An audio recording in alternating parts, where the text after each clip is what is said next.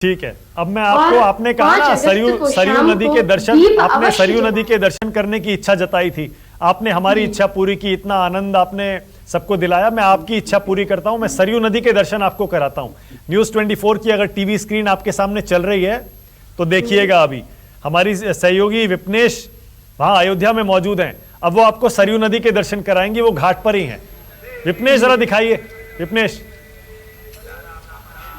जी बिल्कुल, सीधे आइए, बिना देरी करे मैं आपको तस्वीरें दिखाती हूँ। और मेरे पीछे आप देख सकते हैं जिसका जिक्र आप कर रहे थे, क्योंकि यहाँ पर जो राम भक्त आते हैं इसी दृश्य को देखने के लिए आते हैं, यहीं खिंचे चले आते हैं। सरयू नदी यहाँ पर बहती है, राम की पैड़ी यहाँ पर है, यहाँ पर सुंदर आरती होती हैं, भव्य आरती होती हैं। अब चूंकि मैं बार बार जिक्र कर रही हूँ कि अभी क्योंकि सुबह का वक्त है तो नज़ारा कुछ और है, लेकिन यहाँ की तैयारियाँ आपको शाम को देखने को मिलेगी, जब ये जगमग जगमग जगमग रोशनी यहाँ पर जलेगी, चमकेगी, तो फिर आपको यहाँ के और भव्य दर्शन होंगे। तो यहाँ पर जो भी देश दुनिया से आता है, क्योंकि ये मुख्य जगह है, यहाँ पर जो प्राचीन अयोध्या है उसके दर्शन होते हैं, सरयू नदी के दर्शन होते हैं। कल हमने अपने दर्शकों को सरयू नदी के दर्शन भी कराए, आरती के दर्शन कराए। वो भव्य आरती होती है, ऐतिहासिक आरती होती है। अब चूंकि मेरे साथ, क्योंकि मेरी जुबानी तो आप सुन ही रहे हैं, यहाँ पर गुरुजी सालों से रह रहे हैं, आप तस्वीरें भी देखते रहिए, अगली आवाज उनकी होगी। यहाँ पर सरयू नदी का वो महत्व आपको समझाएंगे और साथ ही ये जो प्राचीन नगरी है उसका महत्व समझाएंगे। अगली आवाज गुरुजी आपकी है तस्वीरों के साथ। बिल्कुल, देखिए ऐसा है कि भगवान राम लला जब बहुत छोटे थे तो महाराज दशरथ जो है तीनों रानियों के साथ जब सरयू नहाने आते थे तो भगवान भी एक दिन जिद कर दिए कि हम भी चलेंगे। तो भगवान आए तो राम जी कहने लगे कि हम अब रोज़ सरयू नहाएंगे, और रोने लगे। तो महाराज दशरथ ने क्या किया, सोचे कि अरे सरयू तो बहुत गहरी है, पानी बहुत ज़्यादा है, बच्चा मान नहीं रहा है। तो राम जी के लिए एक राम की पैड़ी बनाई गई। वो ये राम की पैड़ी जो आप सब देख रहे हैं, पूरे देशवासी जो देख रहे हैं, महाराज दशरथ ने बनवाया। और राम की पैड़ी में इस तरह सीधे सरयू जिससे धारा आती है, सरयू जी में जाके मिल जाती है, उसमें पानी उतना रखा गया जिसमें बच्चे नहाए तो डूबे न। तो राम जी फिर उसी में जो है चारों भाई जो है उसी में क्रीड़ा करते, उसी में स्नान करते।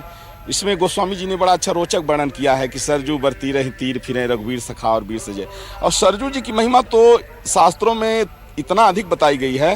गोस्वामी बाबा तुलसीदास जी तो ये कहते हैं कि कोटि कल्प काशी बसे मथुरा कल्प हजार, और एक निमिष सरयू बसे तुलय न तुलसीदास। गोस्वामी तुलसीदास जी से कोई कहा, वो बोले मैं संक्षेप में ये बता दूं कि 1 करोड़ कल्प तक कोई काशी में रहे और 1000 कल्प तक कोई मथुरा में रहे, और जो फल प्राप्त होता है वो अयोध्या दर्शन मात्र से सरयू स्नान करिए वो फल प्राप्त हो जाता है। और वैसे भी शास्त्रों में बताया गया अयोध्यापुरी मस्तके, अयोध्या जो है सभी जो सप्तपुरिया मोक्षदायिनी है उसमें मस्तक अयोध्या बताया गया है। और मर्यादा पुरुषोत्तम भगवान श्री राम की ये जो है भूमि जन्मभूमि है। और वैसे भी ये बताया गया है कि जब परमात्मा ने जब सृष्टि की रचना किया तो पहले 3 बनाए, ब्रह्मा विष्णु महेश। ब्रह्मा से सृष्टि करने को कहा गया तो ब्रह्मा के 2 रूप हुए, मनु और शत्रुपा, और वो यही अयोध्या के राजा हुए जिनका ये प्रभाव रहा कि जिनसे सृष्टि हुई इसलिए सबको मनुष्य कहा गया है। और ये बहुत दिन तक ये चलता रहा कि पूरे विश्व में और जो थे राजा हुआ करते थे और सबके ऊपर शासन करने वाले चक्रवर्ती सम्राट अयोध्या में हुआ करते थे। तो ये है माने अनादिकाल से चला आ रहा है कि पूरे विश्व का नेतृत्व भारत करता था। भारत में वो ये जगह है जहाँ चक्रवर्ती सम्राट बैठा करते थे, चाहे महाराज रघु हो चाहे महाराज दशरथ हो। और वो भूमि अयोध्या है। जब मुगल काल आया तो मुगलों ने जो है तो ये बिल्कुल बिल्कुल आपने विपनेश एक सेकंड रुकिएगा विपनेश, क्योंकि मेरे साथ बहुत सारे मेहमान जुड़े हुए हैं, सबकी बातें सुनना आज बहुत जरूरी है और तस्वीरें भी जरा देखते रहिए।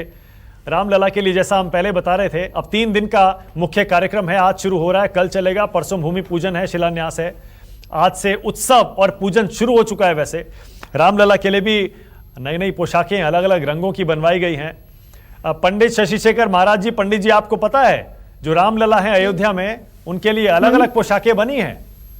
अच्छा।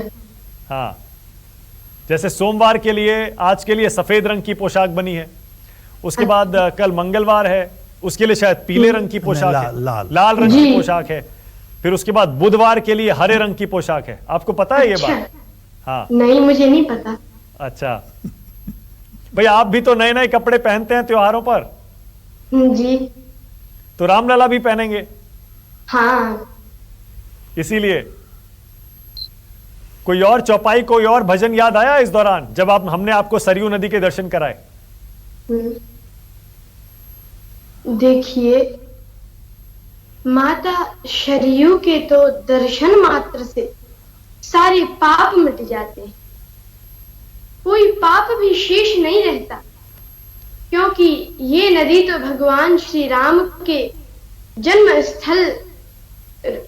स्थल के शहर अयोध्या के किनारे बहती है। और देखिए, एक बार एक राक्षस था, उसने चारों वेद चुरा लिए थे। ब्रह्मा जी से चारों वेद चुरा लिए थे और एक जगह छुप गया। तो भगवान श्री नारायण ने उस राक्षस का वध किया, चारों वेद वापस ब्रह्मा जी को दिए और वेद मिल गए। इस खुशी में भगवान नारायण की आंखों से आंसू गिरे, और इतने आंसू गिरे तो जो आंसू गिरे उनसे एक मान सरोवर बन गया, और उसी मान सरोवर का नाम हो गया सरी। वहीं से प्रकट हुई माता सरी। ये कथा है, मान सरोवर से ही निकली माता सरयू जी। ओके, नमस्कार, मैं हूं मानक गुप्ता। अगर आपको हमारा ये वीडियो पसंद आया हो तो इसे लाइक और शेयर जरूर करें, और हाँ, हमें सब्सक्राइब और फॉलो करना ना भूलें, ताकि आप देश और दुनिया की कोई खबर मिस ना करें। तो जुड़े रहिए हमारे साथ और देखते रहिए News 24।